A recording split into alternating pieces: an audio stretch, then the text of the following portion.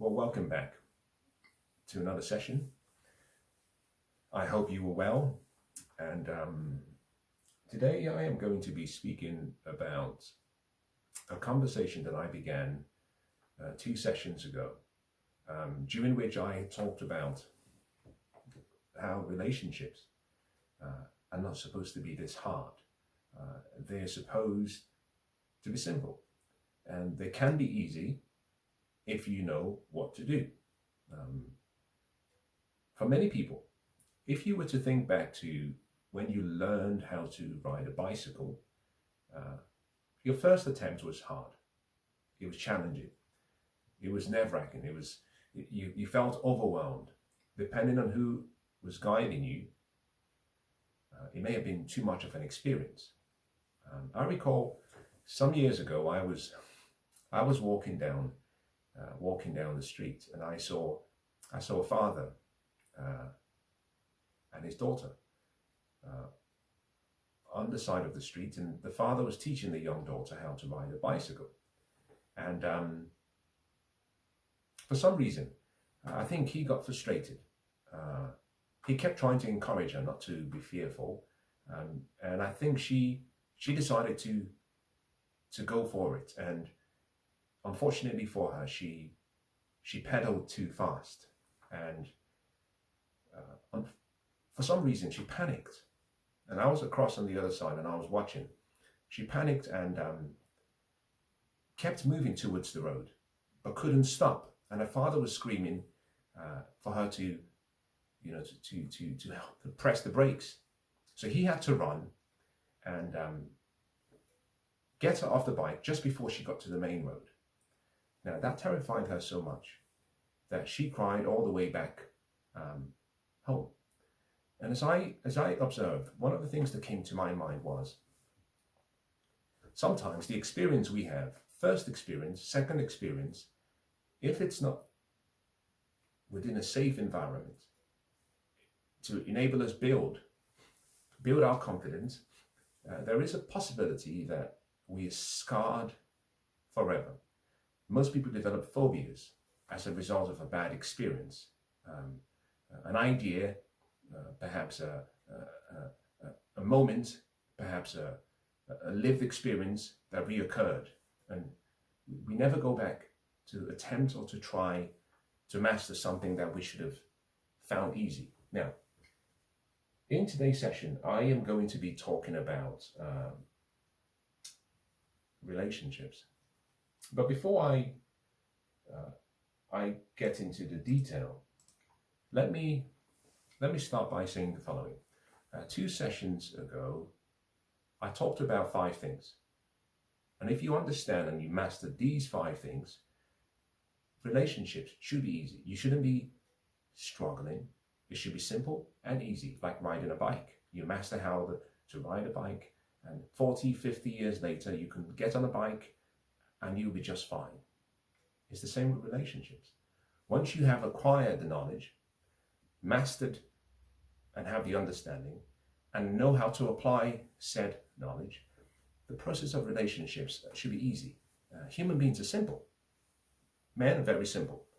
If we choose to understand men and engage with men the way they should be engaged, I think similarly women are simple. If men understand women and choose to engage with women the way they want to be engaged, obviously recognizing that it's almost impossible to please a woman, that's a caveat. Now, in the session 92 sessions ago, I talked about 5 things. The first was the importance of understanding the value exchange proposition that you're bringing to the table. Second was the importance of proximity. You can have all the best value proposition, but if you're out of proximity from the type of man or men you want, or type of men you wish to attract, or the type of women you wish to attract, then you've already failed. No one is going to come to your door and knock on the door. So you have to get in proximity. The third was obscurity, that you can get in proximity but still not be seen or noticed, because most people are generally boring. You have to make yourself known. Now, in addition to being boring, most people are more similar than they are different, which is why if you've been to the Scandinavian countries and you bump into someone who is a brunette, they stand out compared to those who are blondes. Similarly, if you go to a country where most people are brunettes, parts of Europe, you find actually that when you see a brunette, they stand out. When you see a ginger-haired lady or man, they stand out because they grab our attention. Our eyes are fixated on something out of the ordinary. So I said, you have to understand how to be less obscure. Now, number 4 was competition. When you've got attention on you, the attention doesn't come and stay. It comes and it goes. What you have to try and do is keep the attention on you long enough to outcompete all of the competing interests who may be interested in the same person. And finally, retention. Ladies, you are judged more so by the quality of man that you can retain. A woman is judged by the quality of man she can retain with her attitude. A man is generally judged by the quality and beauty in a woman he can attract with his resources or with any other derivative of resources that he has. So, value proposition, proximity, obscurity, competition, and retention. Now, in today's session, I am going to be talking about value proposition, but I'm going to simplify the whole process so that nobody out there can say, I still don't understand it. Come with an open mind and let's see if we can make this an interesting session. Now, let's begin as follows. Let's say you met me. And let's assume in this particular instance, you met me at a bar, your local bar, close to where you live. And in the same bar, it's not in the evening, it's perhaps sometime lunchtime on a Saturday. And both of us spark some interest in each other. And we get into the conversation, and there is some chemistry. The conversation leads to some form of chemistry and connection at whatever level, whether that's superficial or whether that's deep, doesn't matter. We begin to explore options such as going out for dates and spending time together. Initially, what tends to happen is people put their best foot forward. They dress well, they make sure their breath doesn't stink, they wear their best clothes, wear their best fragrances and perfumes. We present ourselves in the best light, obviously, because we are trying to get past the stage of obscurity. We met, which means both of us were in proximity to each other. We connected means at some level I wasn't obscure. But when you leave my presence, I have to be memorable. And this is partly why for a lot of women, especially in the London area, most women are chronically single. Now, I don't understand why. One of the greatest cities in the world, if not, with some of the most eligible bachelors of all stripes and palettes and types and shapes and forms, and still women in London are amongst the most miserable relationally. And I think part of the reason is because most of them are not memorable. Now, remember what I said. You get in proximity. When you are in proximity, you have to get his and her, or his or her attention, and then you have to compete. One of the ways you compete is not physically, by fighting, it's also by being, it's an emotional competition. I walk away from the restaurant having interacted with several women, and one of them stands out. Now, many times in my life, I have I've gone to social bars, whether that is dancing salsa or whether that's dancing kizomba or bachata. And I always found it fascinating that there were always one or two women that I remembered. Most of the others were not memorable enough. And most of the time, it wasn't just because of what they wore. It wasn't how they necessarily looked. Women generally make an effort to come to the same place. They're dressed well. But it was something about them. Something perhaps I should talk about in a different session. The point being, they were memorable. So if you're not memorable, then you have, unfortunately, obscurity post the initial interaction. So let's go back to the example I was given about myself and you being the lady. Assuming I walked away thinking, she's quite special. And I did that for a week, and we met twice every week during that phase. At some point, we would have to move to the next stage. The early stages, you have butterflies, you have excitement, you have sleepless nights, but you have to move past that phase, what I call the high phase, the in-love phase. You're still attracting the same person, but the question is, can you retain him long term?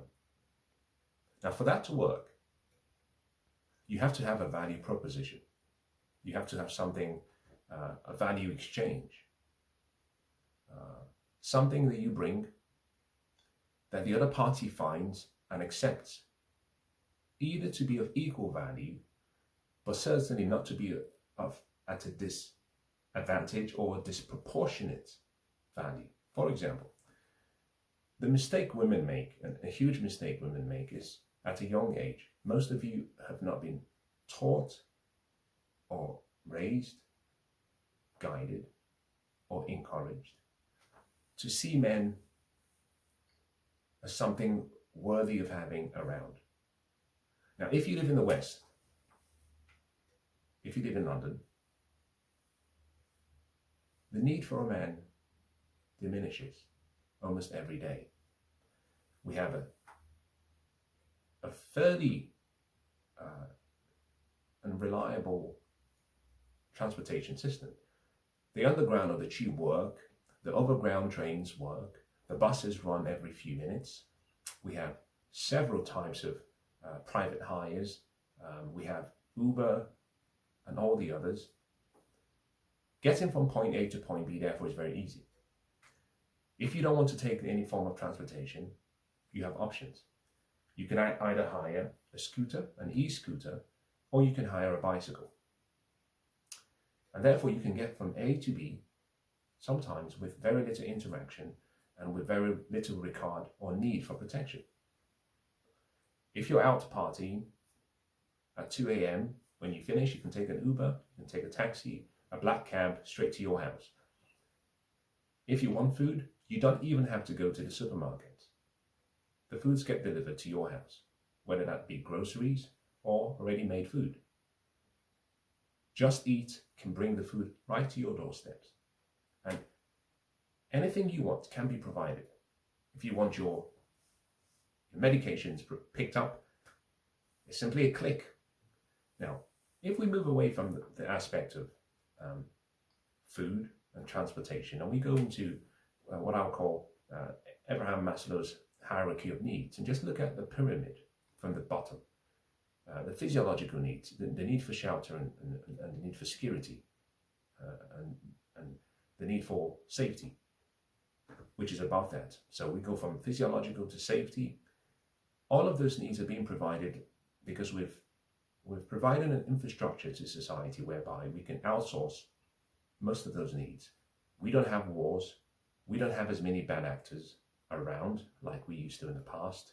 So the typical needs of a man have been outsourced. In addition to that, the sexual needs of a woman are being met. Women are earning very much, so they don't need you as a man. They're sexually liberated, so they don't also need you as a man. They can swipe left and swipe right and have that need met. Today, people are having sex before they actually go on proper dates, and before they even give themselves the titles of whether boyfriend or girlfriend or partner or husband or wife. So all needs are being met sexually. And even if she cannot and chooses not to interact with someone who she thinks or deems as a stranger, there are toys that she can order to her doorsteps and she can have fun. Virtual reality, artificial intelligence, social media has made it such that all of our needs, as you go up the hierarchy of needs and you get into the self-esteem and you get into the self-actualization phase, all of those can be met by another. Now, the reason I've gone through this whole process of talking about the lack of the need for men is that most women have been then raised, in addition to all of these infrastructures being present, most have been raised in either single family houses where there were no fathers, and therefore the concept of men, or the understanding of our egos and the fragility of our egos, our fears, our desires, our wants, is not known, other than the fact that we can eat and we can have sex. So if you go back to perhaps the 70s and the 80s, there was a concept that was said that men are wanted for only two reasons: a sperm, and someone who can deposit sperm to reproduce, and someone who could produce resources. In other words, a wallet and someone who can produce sperm. Well, today, a woman can get IVF, so she doesn't really need you for that purpose. She doesn't need your resources or your wallet because she can actually afford to provide for herself. So men are lost today, and I do think I should do a session where I talk purely to men, because it's quite hard to be a man in the modern West, especially if you don't have a sense of your purpose or a sense of your destiny, or perhaps don't have a driven life leading you, guiding you somewhere, and especially if you lack leadership. Now, the reason I've gone through all of that is to simply say that subconsciously most women have never seen what a beautiful relationship should look like because it was never modeled in front of them. Even if they were raised in a two-parent family, they never really saw their mother express how much her father means to her and how she couldn't live without the father. Women, on the other hand, even with two-parent families, are raised and taught to be independent, to not rely on a man because men will always disappoint them, and to have a backup plan. So a lot of women start off from a position of, I will use the word ignorance. That ignorance actually goes into the mind, and it creates a sense of fear. But before we get to fear, there's always doubt and worry, anxiety, doubt and worry. And here's the sad part of the whole process. Whenever you have doubt and worry, fear is the opposite of faith. Fear comes by what you hear, and faith comes by what you hear. Fear leaves by what you hear, and faith leaves by what you hear. They are two opposites. Ignorance is the opposite of understanding, but ignorance creates a certain level of doubt and worry. Doubt and worry, unfortunately, will transpire as fear. So when women meet men initially, there's almost that fearful experience. Now, let me give you a good example. True story. I dated someone some time ago, and whilst we were dating, I noticed this for the first time. Subconsciously, this was something controlling her state of mind. I would get up from, and this could be at whatever time, I would get up to go to the bathroom, and she would jump. If she was sleeping, it was almost that stop, and the look on her face, and she would say, "Are you leaving?" And it took a long while for me to get past that process, but I found it amusing. I never found it to be an issue, but that happened so much and so often until her confidence started to grow, and she started to realize that I wasn't running away. In many ways, it almost felt as though subconsciously she was expecting that she would lose me. Now, this experience happens to everyone, so it's not exclusive to a particular person. The point I'm making is that sometimes there is an emotion that drives each and every one of us. It could be faith, or it could be fear. Anxiety and doubt will manifest in your body in the form of fear. When fear sets in, it has to be expressed through your body. It cannot be expressed in any other way, especially if there is not available the opposite, which is faith. Fear will manifest in it through your body into anxiety. So go back to relationships. I meet you at a restaurant, or I meet you at a bar, and we start dating.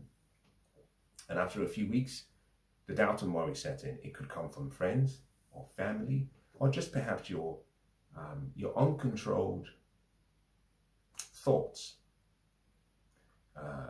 the demons of your past, the worries of your past. They come up and they create anxiety in you. Anxiety does one of two things.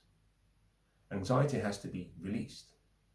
But the natural process for people with anxiety is to suppress that experience or that emotion. And by doing so, they push themselves into a state where they become almost disabled.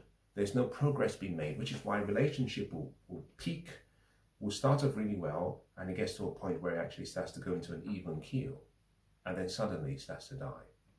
Simply because you are now in a state of relational depression, and depression will always result, if unresolved, in disease and death. Now, what is the cure for all of that? Rather than ignorance, you have knowledge. But knowledge is only acquired by study. By study, you gain understanding. Understanding creates faith in you. That faith manifests in the same way that fear manifests, but rather than you be in a state of anxiety, you're actually in a state of being at ease, you're at peace. You don't have all the answers, but you are at peace. You're moving at a faster pace.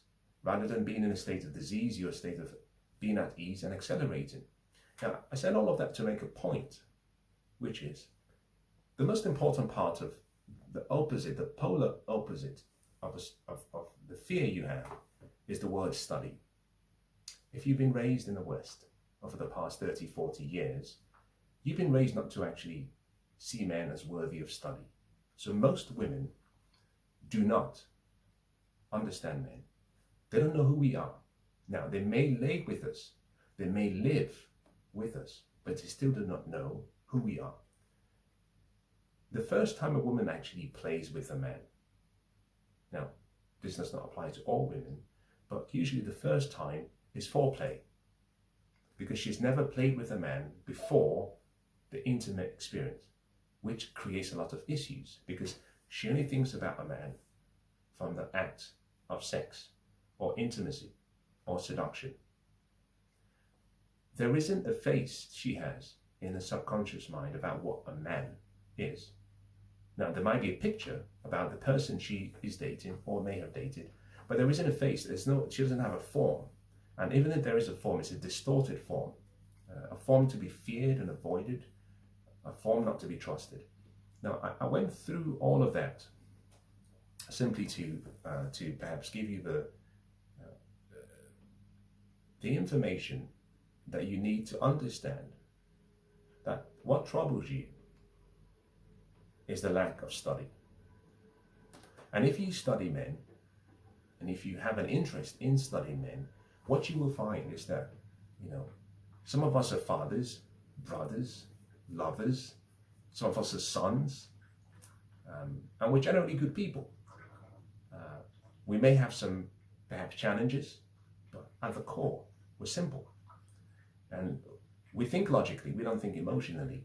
And if you communicate with us, we communicate very directly. I guess less so in the West these days, where most men are shamed into behaving and acting like women. But we communicate very directly, and we're logical. We can take away criticisms, and we can process that, and we can come back to the table. But here's the key thing. In studying men, the key point to keep in mind is that we are cost-benefit calculators. We think from what we call a traditional financial statement. Now, this might be of interest. Every company Every business has three parts of its financial statements. There's something called the income statement. Another is called the balance sheet. And then the final is called the cash flow statement. Those are the three most important parts. The income statement records what comes in revenue and what expenses go out. And it allows you to identify the cost of actually generating revenue, the cost of production, the cost of operation, the cost of satisfying all the demands, whether that be financial, capital expenditure needs, etc. And finally, assuming you pay all your obligations, such as taxes, what you have left. So it records what comes in, what goes out, and what you spend in a particular period. The balance sheet records what you own, so it identifies things as assets or liabilities. If your income continues to be a negative, at some point it would mean you start to accrue liabilities, meaning you owe people much more than you actually have. If your profits continue to increase, assuming your capital expenditure does not exceed what is necessary, or what I should say, your net capital expenditure is low enough and does not exceed your profit, then you start generating some cash. And so in your cash flow statement, you have money that goes out, money that comes in, and the balance. Now this is important because you might be thinking, what on God's good earth does this have to do with relationships? Well, all of that is maintained on the books, but the tangible aspect of all of that information is noted either in a bank statement or in a bank account or in tangible products or even intangible investments. So men are cost-benefit calculators. We process things from a cost-benefit perspective. Every man is thinking, is there enough value for the cost? And what price would I have to pay? So let's go back to the table. Value proposition. Men understand that they are resource objects, and therefore they understand that they have to provide for you. They have to protect you when needed. They also have to be the priests in the house, providing a vision and being able to explain that vision, but also providing you with their presence, which is how they profess their love. We understand that. It's ingrained in each and every one of us subconsciously. Now, we understand also that the younger we are, the less we have of any of those. We also understand that women judge us based on our ability, firstly, from a resource perspective. Now, they do that less so in the modern West because most women have the ability to earn. But remember, a man's core purpose comes from those four key pillars. Now, if you were to meet me at 18, I have less of any of those requirements. So my value exchange at 18 is almost zero. I can profess my love. I can write you poems, but I can't provide for you, and I can't really protect you. But as I get older, I then have the opportunity to convert my potential into profits, such that my income statement will have more coming in and less going out. And therefore, my cash flow statement will have more showing in the bank, and therefore, my overall investments will be assets that retain their value rather than liabilities that lose their value. What men want, on the other hand, is therefore a value exchange that is fair. Now, I'm talking about relationships. I'm not talking about dating. When it comes to dating, what men want is fairly simple: sex, and fun, and excitement. And they play a different game in dating. But for those who want relationships, they want a fair exchange. But what they want and what they expect is different. And what they judge by is different. And this is where perhaps women can learn. There is an asymmetry between a man's expectations and needs compared to a woman. Women want provision, protection, and the priestly duties, but men judge differently. We are not looking for partners who can provide 50-50% protection, 50-50% provision, and 50-50% of division. No, we do not want that. The priestly duties are for us. We judge women slightly differently. So in choosing a woman, we want something different. We start with what we see. We're visual first. And then we go from what we see to how we feel based on your presence. Very simple. We want the most attractive woman, but we understand and we tailor that desire to what we can afford. If you said to every man, you can have the most attractive woman in the city, most men will say, thank you, I will accept that gift. But come back a few hours later on, and some of them will tell you, well, I have thought about the proposition. I'm quite happy to have her for 2 days or have her casually, but I cannot afford her long term. Men are calculators. We know we can't afford her because beauty costs, and there is a maintenance expectation. There is an expense that comes with a woman, and the more attractive, the more feminine, the closer she is to her virginity, the more pure she is, the more she will cost. We understand that. But we judge basically based on what we see first, and then attitude and other things. Now, the reason I've gone through this process is to make women understand. Most women fail to accept the standards that men have. Most women who hear what I've just said would almost be holding themselves back from using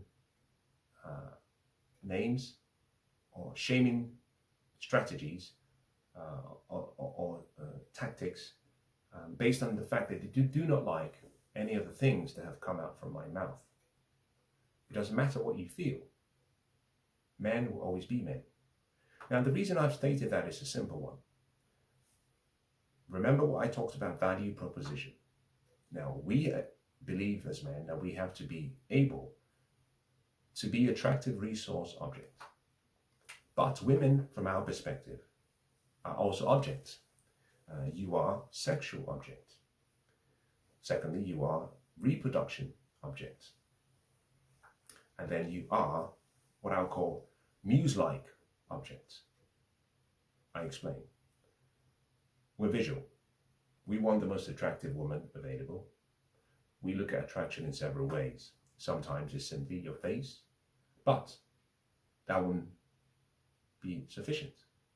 We look at your whole body. We take into account your height, and we judge based on your height to weight ratio, your height to your waist ratio. We judge things such as your symmetry, proportion, how you dress, how you carry yourself, and the various shades of colors you apply to yourself. Your age. Age plays a huge role because with age comes youth, fertility, and femininity. The younger you are, the more desirable you are to most men. It's really that simple. The older you get, the less desirable you are to most men. All things remaining equal, a man who is 35 would rather have a woman who is 25 than he would a woman who is 35. All things remaining equal. Now, we don't have to go into biology, but if the same man wants to have children, it would be wrong of him to neglect the reality of what nature gives and what nature takes. Men will choose younger women over older women, usually at a significant percentage. I hate to use the word 100% or 90%, but significantly. Now, yes, it depends on what state the man is in his life, but generally speaking, men between the age of 18 and 55 have been polled across the world, and what they have concluded is that a woman between 21 and 23 up to 25 is the most desirable. Now, part of the reason for that is because 18 is the age of emancipation, and 21 to 25 is the closest to purity and fertility and chastity and beauty. So, women, you have to use who you are as a strategic advantage. Your appearance, and we generalize that appearance in what we call your sexual marketplace value.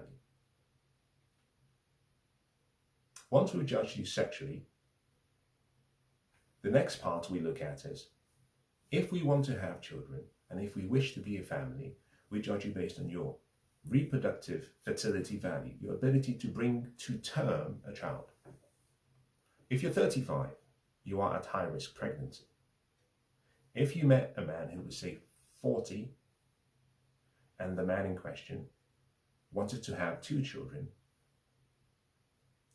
he would find it easier, all things remaining equal, to have chosen a woman 10 years your junior, or perhaps even chosen you 10 years ago. Why? Because there is time. Enough time for you to be ready, bring the children to term, and a lot of time for you to return to your pre-pregnancy state. This is just a fact. Now, once a man has judged you based on your sexual marketplace value and your reproductive fertility value, the next is actually your non-sexual marketplace value, which has to do with several things. How feminine you are, your attitude.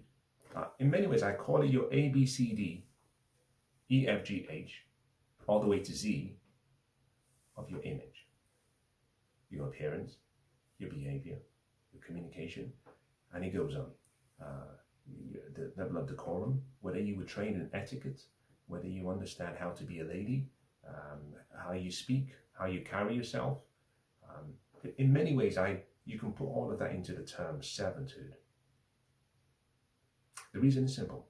If the man wants to have children, and women hate the word servanthood or submission, but it's a shame, because a man who wants to raise his children in the best light, and who is willing to go out into the wilderness and slay the dragon and bring home the bacon, is expecting that the woman he chooses will bring to the world the best products that she can bring. Now, his most important assets are the children. When women hear submission and servanthood, they believe that, and they think, I cannot serve him. But they don't understand that the servanthood nature is not for him, it's for the kids. The man is simply a practice run for children. Now, I have just come back over the weekend from seeing loved ones and friends. New baby, and everyone is happy. But here was what was sad. Both parents, sadly, in the first few weeks since the baby was born, have received absolutely no sleep. The baby wants to eat 1 second and wants to poo the next second and just wants to cry the next second.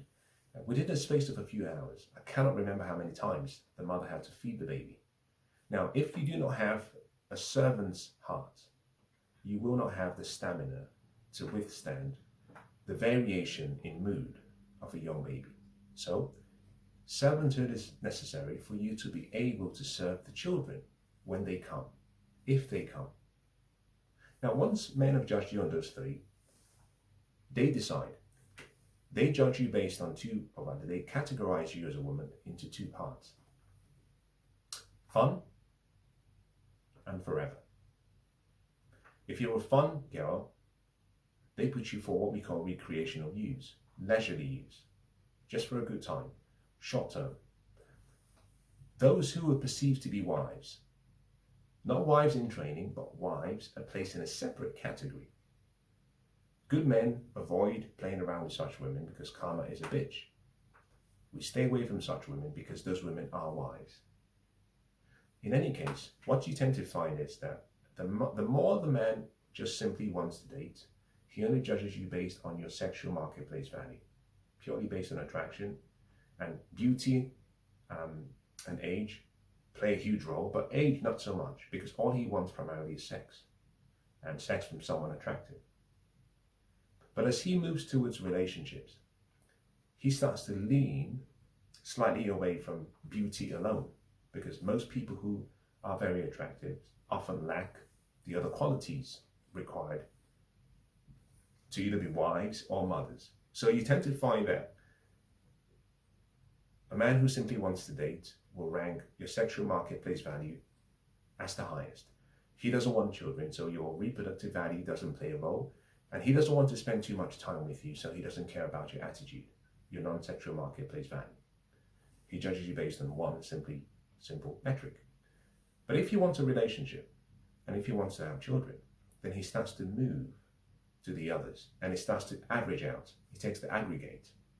And he will start to consider things such as your non-sexual marketplace value, your attitude, how feminine you are, your servant nature, is more important than your beauty. Because the moment you have children, it alters your entire physique. Now, human beings, we do not have, and we are not the same every 6 months. We have cells that die, new cells that are formed. Every 6 months, you are a different person biologically. But when you have a child, as a woman, things happen to you. Beauty depreciates.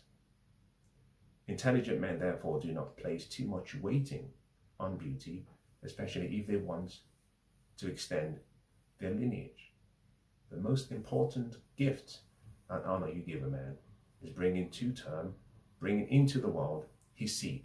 So most men will lean towards decorum, behavior, etiquette, training, mannerism, attitude, more so than your beauty. So as a woman, strategically, as I try to bring this to a close, as a woman, you're playing a very delicate game. As you move from 18 and you move towards 30, certain decisions have to be made very quickly. Your value is given to you the early you start the journey. From 18, you have the world at your feet. A man is out there at 18 trying to create his value and convert his potential to production. A woman, on the other hand, doesn't have to go through that process because a man judges on a different metric. It's an asymmetric. This is where women struggle and they think, why doesn't he want the same things I want? It's like we think differently. We think and we choose the opposite sometimes of what the opposite sex wants. Sometimes it's a functional equivalence, sometimes a functional divergence. Therefore, as you move from 18 as you journey upwards, you have to change up very quickly. You're given this value very early, and your role from day one is to preserve, maintain that value. So you put in more effort as time goes by. It's like a building. A building is constructed, you have a depreciation allowance, the capital expenditure to offset the depreciation is lower, the younger or the earlier the building is close to its creation or construction. But as you move away and as the building starts to age, the capital expenditure, the efforts, the energy, the money you invest back into the building to maintain its original state far exceeds the level of depreciation. And this is where women fail. Nothing over time with use, which is a product, which is a utility, which is an object, which is used, has the ability to maintain or hold its value or increase its value through seasons and through time. Nothing. We all die. You're either growing or you're dying. You're either depreciating or you're accelerating. Human beings and our body depreciate. We call it, or rather the colloquial name is called aging.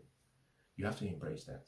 So as we age, we try to exercise more, just to maintain the firmness of our body and our muscles. Women have to accept that. But as you age, you strategically use a different bargaining chip to get what you want. You don't compete based on beauty. You compete based on your femininity, your ability to cooperate with a man, your ability to get along with a man. I use a simple word: serenity and servanthood. Three S's: sex, serenity, servitude. Sex will apply to all men, but mainly men who just want to date. But when you meet men who want to be husbands and want a family, you find actually the sex doesn't really matter that much. They move into what we call serenity. They want a peaceful ambience, a peaceful environment, and then servitude. Those two play a bigger role than sex. So if all you bring to the negotiating table, if your value proposition is only sex, you will always lose, because there's always going to be a younger 18-year-old or 20-year-old every day. And all things remaining equal, there is nothing as good as a brand new car. A second-hand car can be great. But if you've ever driven or owned a brand new car, you understand the feeling. So you cannot compete based on sex. What you can compete with is the wisdom you have acquired through the study of men, and therefore your ability to meet a man's needs. And because men are logical, because we're cost-benefit calculators, we are more likely to do a deal with the right woman rather than wait out for the hope of a better woman. Let me give you a good example. And I used this example with some friends the other day. Let's say you're 29 or 30 and you met someone who is, say, 35. You find him attractive, but you're competing for his time and love and affection with a younger woman who is, say, 22. On beauty and youth and potentially fertility, all things remaining equal, you will always lose to the younger woman. But if you've been raised well, and if you've actually studied men and have an interest in men, and if you have a serene disposition, and if you understand servitude, then you can overcompensate in those two areas, because she's less likely to have all of those. Therefore, to the man, you can say to him, listen, she's more attractive. If I were you, and I was choosing just purely based on attraction only, I would choose her. But I know you, I know your dreams, I know your vision, I know where you're trying to get to. And what you need is a helpmeet. Someone who can be with you, partner with you, to make that dream a reality. Someone who will submit to the vision. The vision that you have as a man and the mission you have, I can join you in making that a reality. You want kids? You've been with me. You know I have the temperament of a good mother. You don't have to worry about me going through my phase. I've been through my whole phase, should you choose to say that, and I'm ready. And you have peace. Most men want peace. You will have peace with me. With her, good luck. Now, 7 or 8 out of 10 men I know will sign on the dotted line. Why? Because men will, all things remaining equal, the 22-year-old is a 9 in beauty, and the other woman is a 7. No problem. Give me the 7 with all of the other attributes. We are cost-benefit calculators. And women who cannot understand the logical aspect of men will always fail to have a good man, because they will be coming from the emotional side, and they'll be looking at themselves as being equal in the sight of God, and they'll be looking at themselves based on how they feel about themselves. Very selfish, sometimes almost a narcissistic approach to dating. Rather than think about what the other party wants, you're always focused on self. So you bring only self to the table. And when asked, what do you bring to the table? What is your value proposition? What is your value exchange? Most women say, me. And when you ask a simple question, what is you? They reply, well, you have to take me to find out. And what men are doing simply is simply saying, well, I'll have some of you, I'll have some of that flesh. But by this time next week, I would have deleted your contact, because you have nothing else other than sex and your physical attributes to give me. And here I am having slaved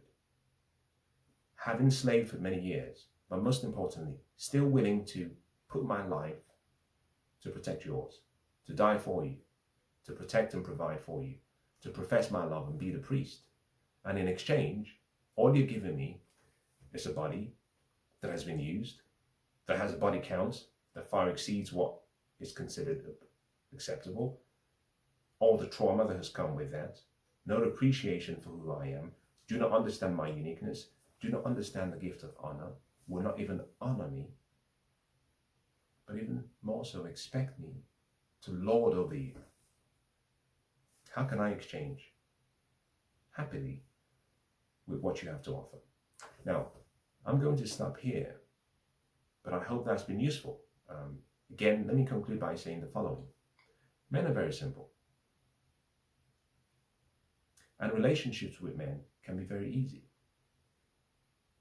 You need knowledge, you need understanding, and you need wisdom.